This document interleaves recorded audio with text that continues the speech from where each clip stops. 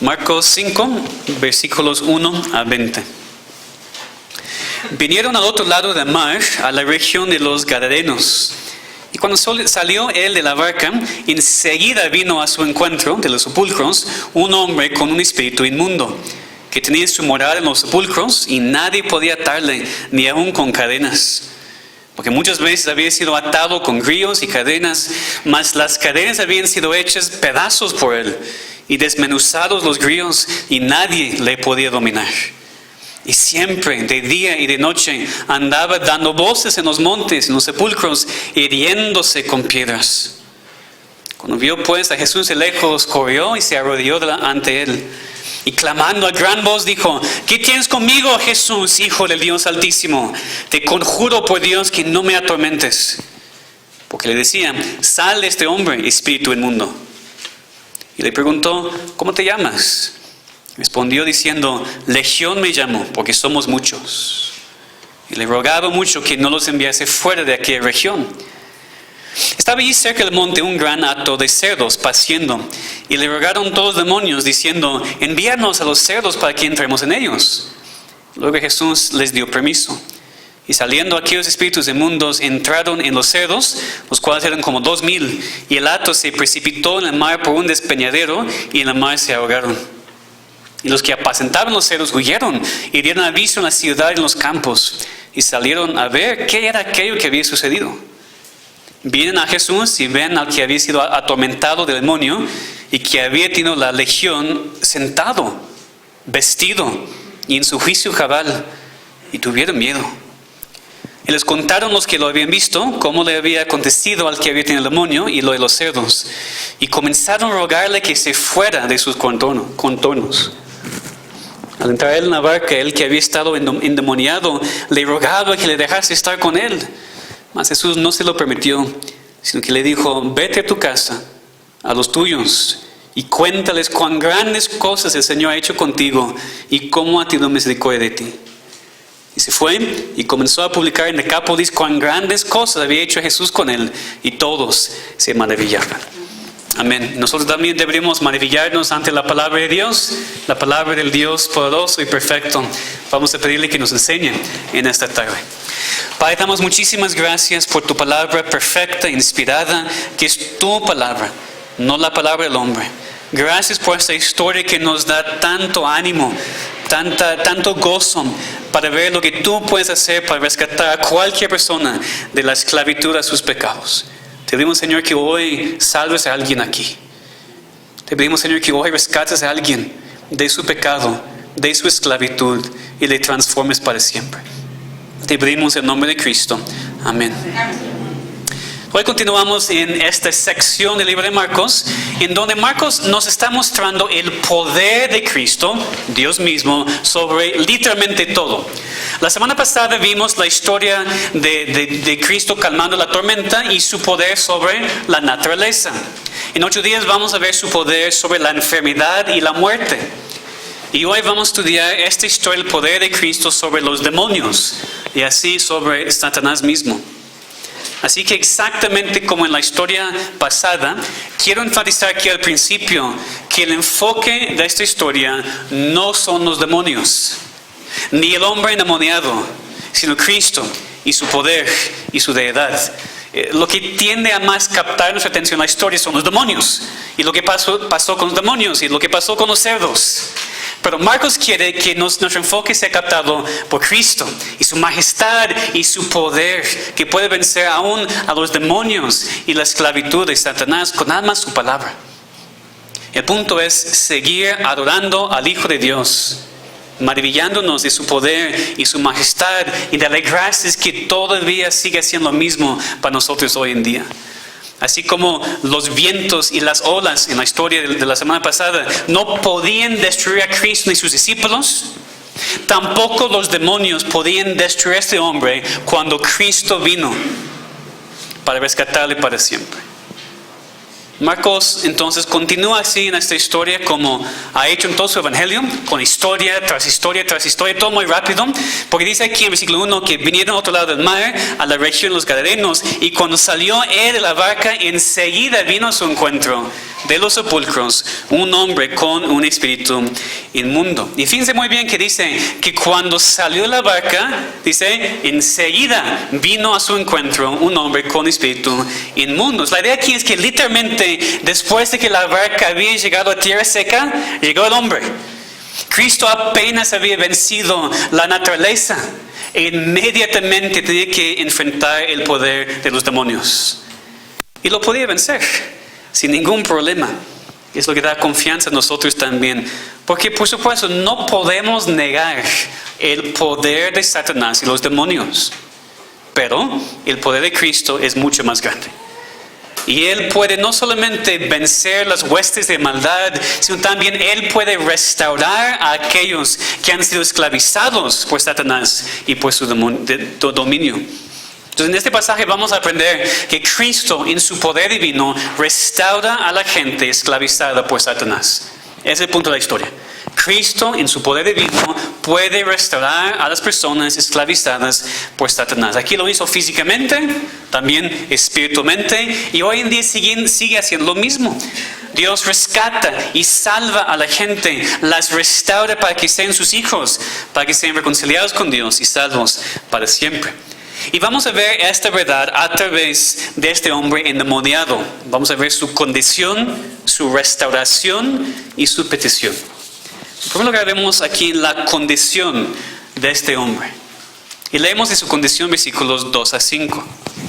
Cuando salió él de la barca, enseguida vino a su encuentro de los sepulcros un hombre con un espíritu inmundo, que tenía su morada en los sepulcros y nadie podía atarle ni aun con cadenas, porque muchas veces había sido atado con grillos y cadenas, mas las cadenas habían sido hechas pedazos por él y desmenuzados los grillos, y nadie le podía dominar.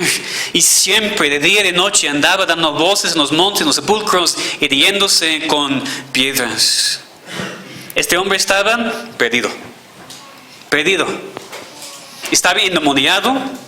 Había sido rechazado por la gente de su ciudad, consignado a vivir en los sepulcros en lugar de muerte, porque la gente básicamente le consideró como muerto, como alguien sin esperanza.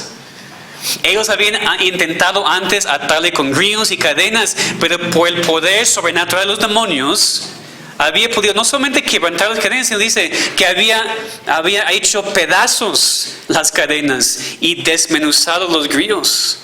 Y nadie le podía dominar. Y el hombre mismo sabía que estaba perdido y sin esperanza, porque dice que de día y de noche andaba dando voces en los montes, en los sepulcros e hiriéndose con piedras. La idea aquí es que estaba gritando con desesperación, sin palabras, por la tortura de la posesión de los demonios. Se hizo daño a sí mismo, hiriéndose con piedras, probablemente intentando hacer salir los demonios que estaban dentro de él. Estaba solo, dominado por el mal, un esclavo de Satanás. Y vemos el grado de la posesión de este hombre cuando Cristo habla con él. En versículo 9, y le pregunta, ¿cómo te llamas? Y parece que los demonios respondieron por la boca del hombre, diciendo, Legión me llamo, porque somos muchos. Una legión era un grupo militar romano que consistía de 6,000 hombres. La idea aquí no es tomar eso literalmente para decir exactamente 6,000 demonios estaban dentro del hombre. La idea era para pensar en una gran multitud de demonios, muchísimos, con mucho poder y con mucha fuerza. Y sin duda podemos ver aquí el poder de Satanás. Su poder para esclavizar al ser humano sin Cristo. Su poder para dominarle por completo. Vemos su poder en cuanto al número de demonios que tiene a su disposición. Son muchísimos. Que nunca olvidemos que estamos en medio de una guerra espiritual.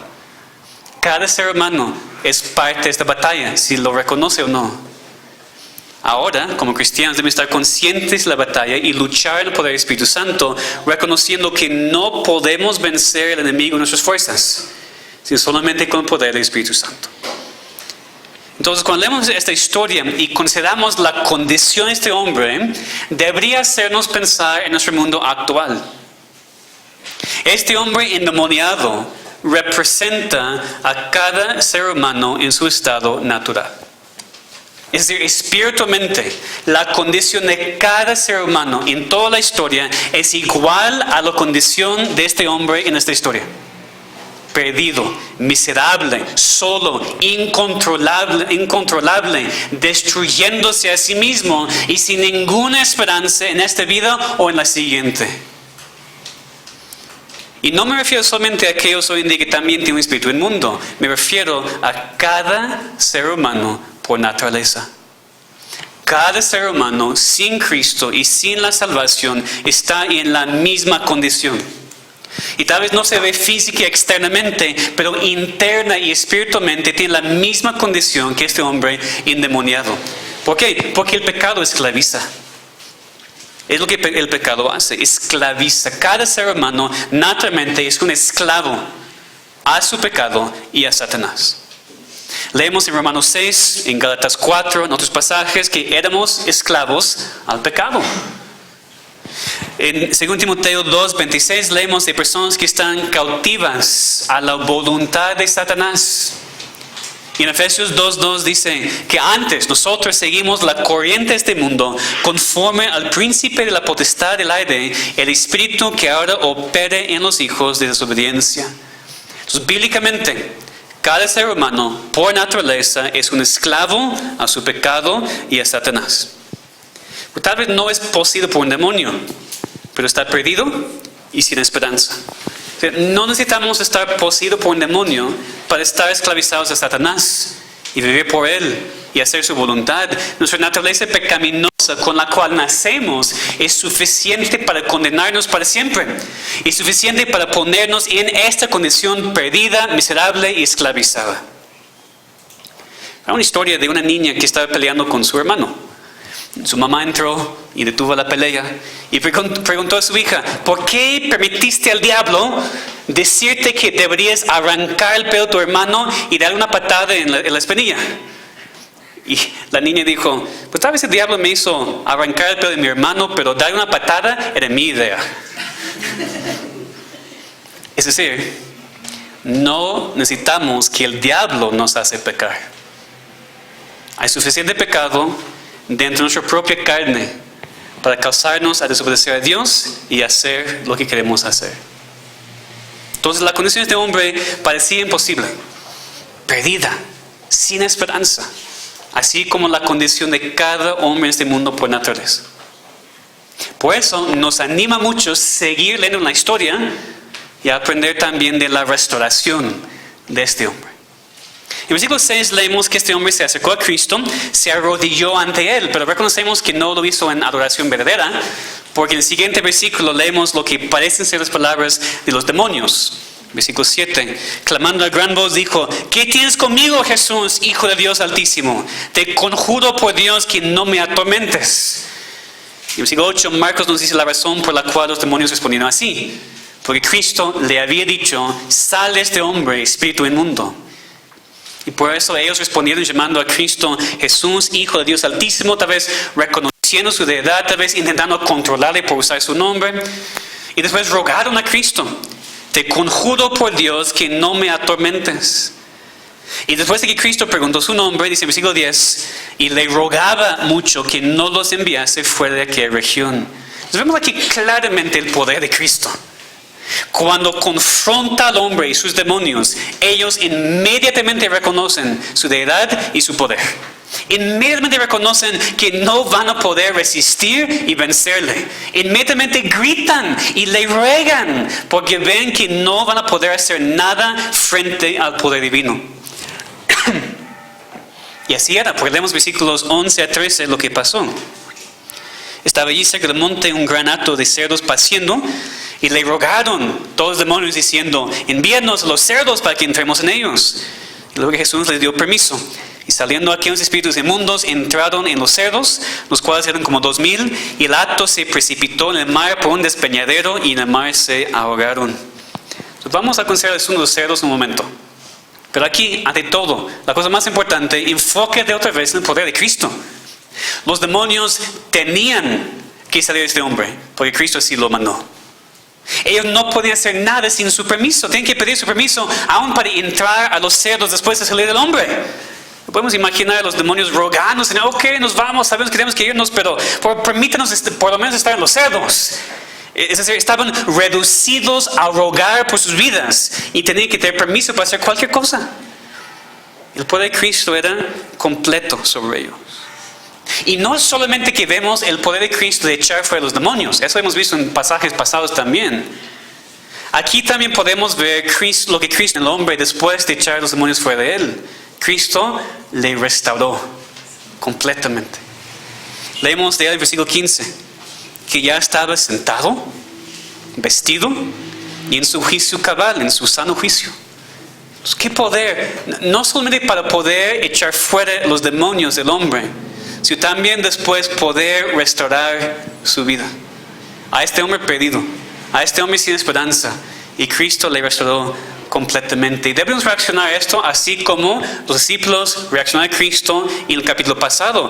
¿Qué tipo de hombre puede controlar así la naturaleza? Que puede hablar y el mar le obedece. ¿Qué tipo de hombre puede no solamente echar fuera demonios de un hombre, sino después restaurarle para siempre? Pues solamente el Dios hombre. Solamente Cristo, quien es Dios mismo. Él vino para sufrir y servir, pero nadie debería olvidar que es Dios. Ahora, ¿qué pasó con los cerdos? Porque es la pregunta que surge mucho. ¿Por qué Cristo permitió que los demonios entraron a los cerdos? Así causaron la muerte de 2,000 de ellos. Puede parecer como un gran desperdicio. Puede parecer como algo muy destructivo. Algunos dicen que fue un juicio para los judíos, porque era en contra de la ley judía cuidar a los cerdos. Los cerdos eran animales inmundos para los judíos. Yo no creo que esa sea la interpretación correcta. Porque en ese momento ellos estaban en la región de los Gadarenos, lo que leemos en versículo 1, ¿verdad? Y no sabemos exactamente cuál ciudad es, pero sí sabemos que ellos ya habían cruzado el mar de Galilea y ya estaban en una región gentil, no judía. Habían cruzado el mar. Estaban en una región que se llama Decápolis, como leemos en el versículo 20. Decápolis, como tú puedes ver si ves un mapa de ese entonces, no pertenecía a Israel. Era una región gentil, fuera de Israel. Entonces no había ningún problema para la gente de esta región tener un hato de cerdos. Ningún problema. Lo que sí es interesante aquí es que Cristo está haciendo milagros y mostrando su deidad y salvando a este hombre en un lugar gentil, prefigurando el hecho de que la salvación que iba a comprar no era solamente para judíos, sino también para los gentiles. Entonces, si no era juicio, ¿qué pasó? En primer lugar, podemos recordar que Cristo, como el Dios soberano, puede hacer lo que quiera. Entonces, Él creó a sus cerdos. Y si Él quería usarlos como una gran ilustración de su poder, tenía todo derecho para hacerlo. Eso primero. Pero aunque no podemos saber con completa certeza, porque el pasaje no nos dice, parece que había otra cosa aquí, en permitir la destrucción de los cerdos.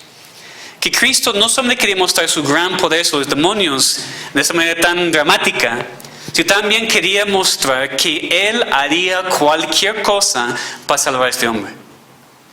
Que quería mostrar que la vida de este hombre era mucho más importante que las vidas de unos animales. Y recuerdo lo que hemos estudiado con Michael apenas en la pregunta 10 en cuanto a la creación. Nosotros somos el pináculo de creación de Dios, porque tenemos alma, nos crea su imagen. De cierta manera, nosotros y nuestras vidas tienen mucho más valor que la vida de un animal. Nuestro mundo hoy en día tiene todo al revés. Nuestro mundo hoy en día siente más tristeza por la muerte de un animal que la muerte de un bebé en el vientre. Pero el ser humano es infinitamente más valioso que un animal porque va a vivir para siempre. Aquí Cristo demostró esta verdad de manera muy clara. Y la otra cosa aquí es que parece que Cristo también quería mostrar de manera muy clara a este hombre que en verdad había sido rescatado, que nunca iba a ser molestado por esos demonios jamás en su vida. ¿Por qué? Porque el hombre no solamente sentía cuando ellos salían de él, sino con sus propios ojos podía verlos entrar los cerdos y desaparecer en el mar. Imagínense la paz, la tranquilidad de este hombre cuando vio a sus cerdos desapareciendo sobre el lado del despeñadero y ahogándose en el mar. Si nosotros sentimos más tristeza por la muerte de 2,000 cerdos qué gozo y regocijo para el hombre que ya sabía que nunca jamás iba a ser posible para esos demonios. Tenemos un enfoque completamente equivocado. Marcos aquí quiere que nos regocijemos con el hombre ya libre, ya restaurado, en vez de sentir un tipo de tristeza equivocada por los cerdos. Este hombre valía mucho más que 2,000 cerdos. Cristo estaba dándole la confianza, en verdad has sido rescatado. No tengas más miedo, no temas más, y eres mío. Esos demonios no pueden molestarte jamás. Estás libre, descansa ahora en mí. Y con qué confianza para nosotros también reconocer que Cristo sigue haciendo lo mismo para seres humanos hoy en día. Cristo sigue rescatando a personas esclavizadas por Satanás y las restaura para siempre. Lo hizo con nosotros que somos sus hijos. Y lo puede hacer para cualquier persona aquí que sigue esclavizada en su pecado. Porque no es simplemente que Cristo puede tomar a una persona esclavizada por Satanás y su pecado y rescatarle, sino también lo hace nuevo. Lo regenera. Lo cambia para siempre, lo restaura para que tenga una vida ahora que sirve. No solamente para que tenga una vida eterna en el futuro. Y el contraste que es increíble porque este hombre estaba sentado a los pies de Cristo en vez de corriendo por los sepulcros. Vestido en vez de desnudo. En su sano juicio en vez de gritando y cortándose a sí mismo en desesperación. Aquí vemos claramente el poder de Cristo. Esta legión de demonios no podía resistirle. Y no era difícil para Cristo restaurar a este hombre para que pudiera otra vez vivir una vida normal. Porque al final del pasaje leemos que Cristo le manda a regresar a su casa. No pensamos mucho en eso, ¿verdad? Podía regresar a casa. Había sido rechazado. Tú no puedes estar aquí en la casa porque vas a matar a tu hijo. No sabemos, pero esa es la idea, ¿no? Que vas a hacer daño aquí en la casa, vete. Ahora restaurado, podía regresar. Y vivir otra vez una vida normal, con su familia, ahora con las buenas nuevas de lo que Dios había hecho por él. Ahora tenemos que pensar muy personalmente y directamente. ¿Tú has sido restaurado por Cristo? ¿O sigues esclavizado en tus pecados? Tal vez estás aquí y tú has descendido a las profundidades del pecado. Tú has hecho cosas que la gente no podía creer y te sientes esclavizado y sin esperanza. Esta historia nos enseña que Cristo te puede transformar. Cristo te puede rescatar. Cristo te puede restaurar. Eso no significa que nunca vas a tener más problemas en tu vida. Hace 8 días ya vimos que las tormentas son el plan para los hijos de Dios, pero puedes ser liberado de tus cadenas y tu esclavitud. ¿Has estado viviendo en pecado abierto? ¿En pecado sexual? ¿En pecados viles y sucios que no quieres admitir a nadie? Pues hay esperanza para ti. Hay restauración disponible para ti solamente en Cristo. Solamente por medio del arrepentimiento y la fe en el Evangelio. Por eso vino Cristo. Por personas como este hombre endemoniado. Por personas como tú y yo. Perdidos, caídos, viles, imposibles. Lo que Cristo hizo aquí con este hombre es una ilustración de lo que puede hacer en la vida de cualquier persona. Nos puede hacer nuevos, restaurados, salvos. Y finalmente, después de la restauración de este hombre, vemos su petición, versículo 18. Al entrar él en la barca, es decir, Cristo, el que había estado endemoniado le rogaba que le dejase estar con él. Pues el hombre, naturalmente, después de haber sido restaurado y transformado, no quería dejar de estar con su Salvador. Y aquí debemos reconocer que Cristo no solamente echó fuera a los demonios, sino sin duda salvó a este hombre. Porque sabemos eso porque si Cristo hubiera echado fuera a los demonios y nada más, hubiera dejado al hombre en un estado peor que el que estaba cuando Cristo vino. Y Cristo no hace eso. Sin duda salvó también a este hombre. Y por eso el hombre quería estar con él. Quería quedarse con él, así como los 12. ¿Por qué no 13, Señor? ¿Por qué no puedo estar contigo? Pues Cristo tiene otros planes para él, como vamos a ver en un momento. Pero primero, quiero que veamos el deseo del corazón transformado. Una persona transformada, restaurada, rescatada por Cristo, quiere quedarse con Cristo. Esa es la reacción natural de cada persona que ha sido en verdad liberada y salvada por Cristo. Quiere estar con Él, anhela estar con Él. No tiene que ser forzado a estar con Él. Quiere estar con Él. Y entendemos eso porque también, si somos cristianos, hemos pasado por lo mismo, ¿verdad? Hemos sido rescatados y salvados, y por eso nuestro más grande deseo debería ser estar con Cristo. Pero a veces deberíamos pararnos aquí y hacer la pregunta: ¿todavía es tu más grande anhelo en la vida estar con Cristo? Es decir, estar en su palabra, en oración y en su iglesia. En contraste, vemos la reacción de la gente de la región en versículos 14 y 17. Los que apacentaban los cerdos huyeron y dieron aviso en la ciudad, en los campos, y salieron a ver qué era aquello que había sucedido. Ven a Jesús y ven al que había sido atormentado del demonio, que había tenido la legión, sentado, vestido en su juicio cabal, y tuvieron miedo. Y los contaron los que lo habían visto, cómo le había acontecido al que había tenido el demonio y lo de los cerdos, y comenzaron a rogarle que se fuera de sus contornos. Ven que es la reacción opuesta. El hombre anhelaba estar con Cristo. La demás gente quería que se fuera. Ellos vieron el poder sobrenatural de Dios y su reacción era no querer tener nada que ver con Él.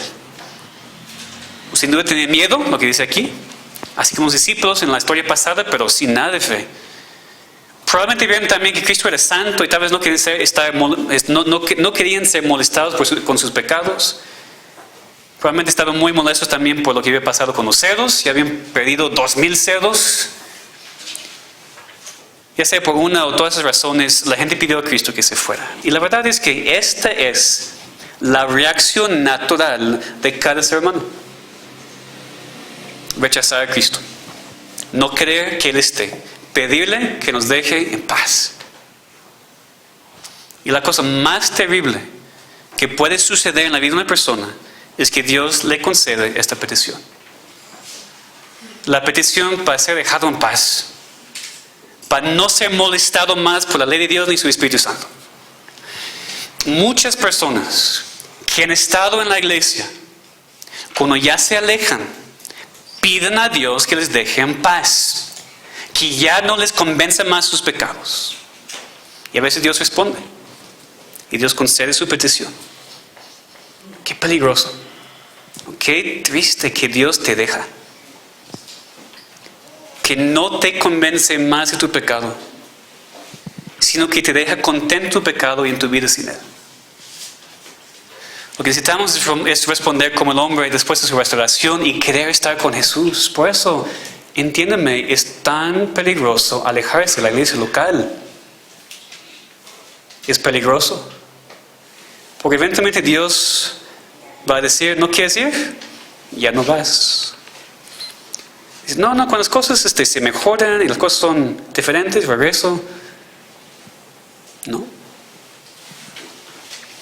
No juegues con Dios.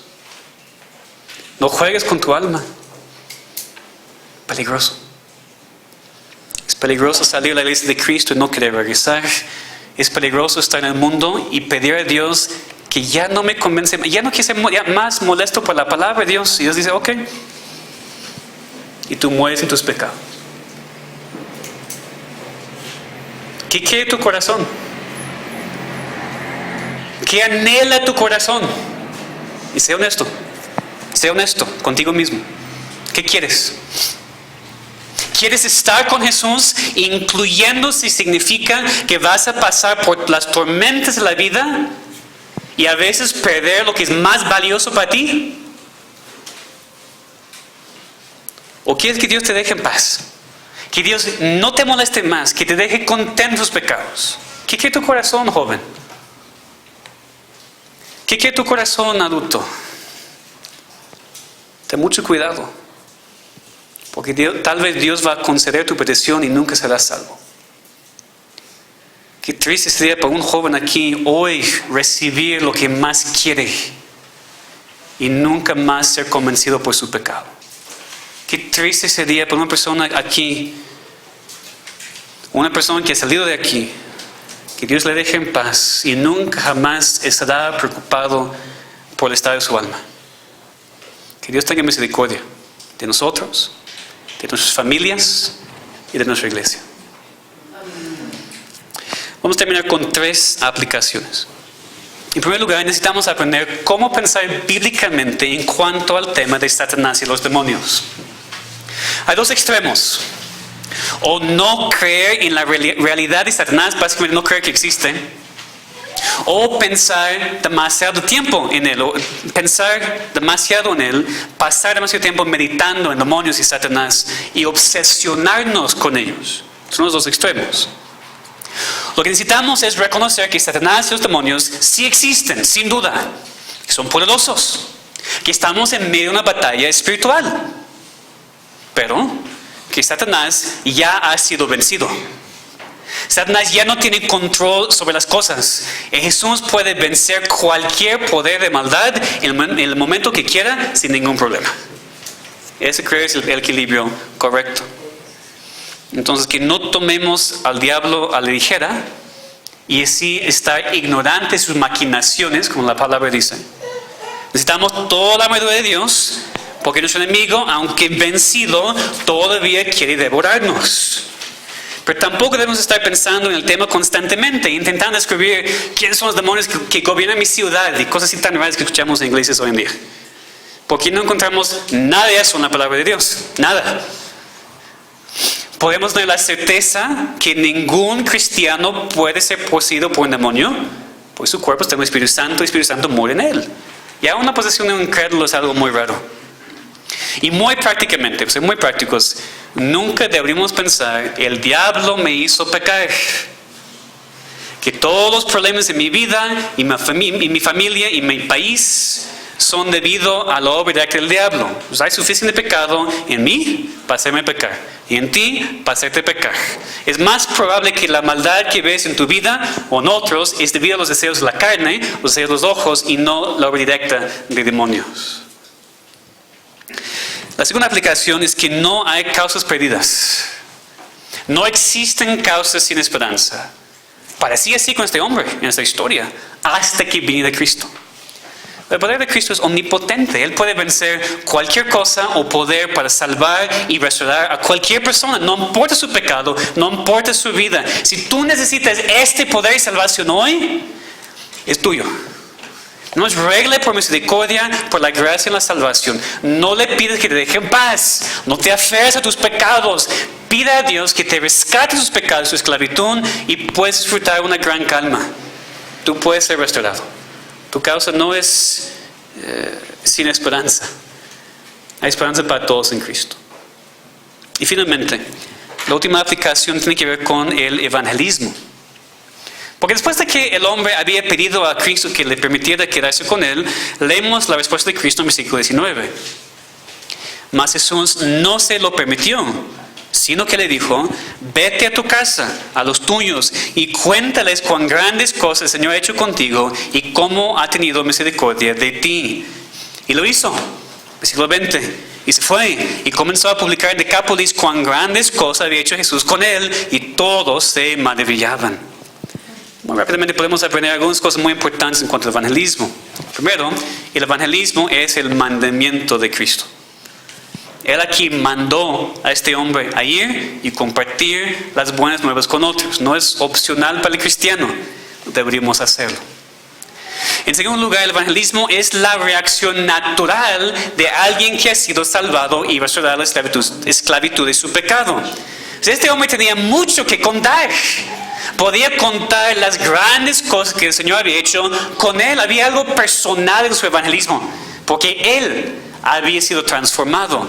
Y así es con nosotros también, porque a veces pienso que nosotros tenemos tanto miedo que voy a salir y ¿qué voy a decir? Cuenta cuán grandes cosas el Señor ha hecho contigo, nada más. ¿Y el Señor te ha salvado? Cuenta esto a otros. Eso es el evangelismo. No es tan complicado como pensamos a veces. No es para tener tanto miedo. Cuenta a otros lo que Dios ha hecho por ti. No, pero yo no tenía un demonio antes. Pero como ya vimos, no eres mejor tampoco. Estabas perdido, esclavizado, y Dios te rescató, ¿verdad? Dios te restauró. Cuéntalo a otros. También lo necesitan. Tienen familiares, amigos, conocidos, que tal vez no son poseídos por demonios, pero son esclavizados a Satanás y necesitan saber lo que Dios puede hacer para romper sus cadenas, así como ha hecho contigo. Y finalmente el evangelismo, vemos aquí, empieza en casa. Con nuestros familiares, después con amigos y conocidos. Aquí Cristo mandó al hombre, dice, a ir a su casa, a los suyos, y compartir el evangelio con ellos. Siempre debemos empezar en casa, con los nuestros, con los familiares, y contarles lo que Dios ha hecho por nosotros. Y después con los amigos, compañeros de trabajo, compañeros de la escuela. Y después a veces Dios usa esto para expandir a muchos más. Como aquí con este hombre, él empezó con su casa, con los suyos. Después dice, en todo Decápolis se maravillaron lo que Cristo había hecho. Nunca sabemos cómo Dios nos va a usar. Entonces empiezo hoy. ¿Alguien en tu casa, en donde tú vives, que no es salvo? Hoy habla con él o ella. Hoy cuéntale lo que Dios ha hecho por ti. O tal vez familia que no está en tu propia casa, pero lo ves mucho. Esa semana, habla con él, habla con ella, cuéntale lo que Dios ha hecho por ti.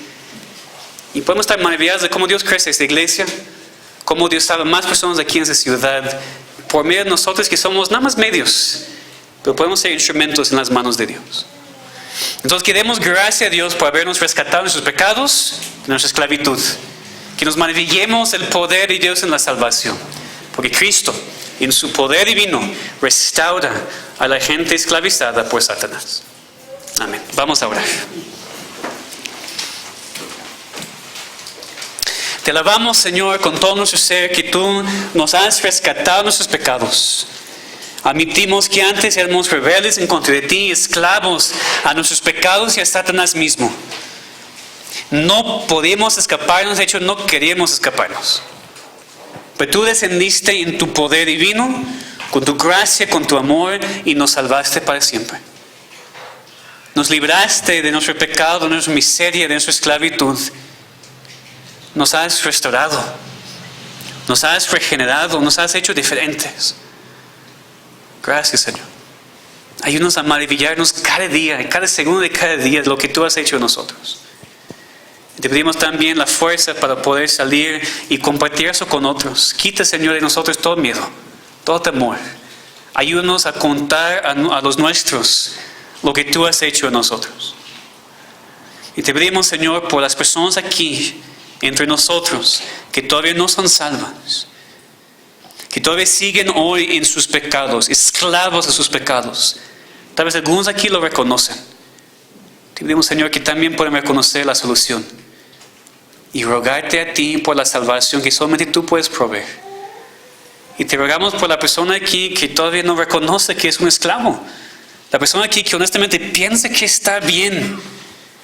Te pedimos, Señor, que tú hagas lo que sea necesario en su vida, en su corazón, para que reconozca: no estoy bien, no puedo vencer el pecado, necesito ayuda. Te pedimos, Señor, que hagas tu obra aquí entre nosotros, que sigas cumpliendo tu palabra de salvar a tu pueblo.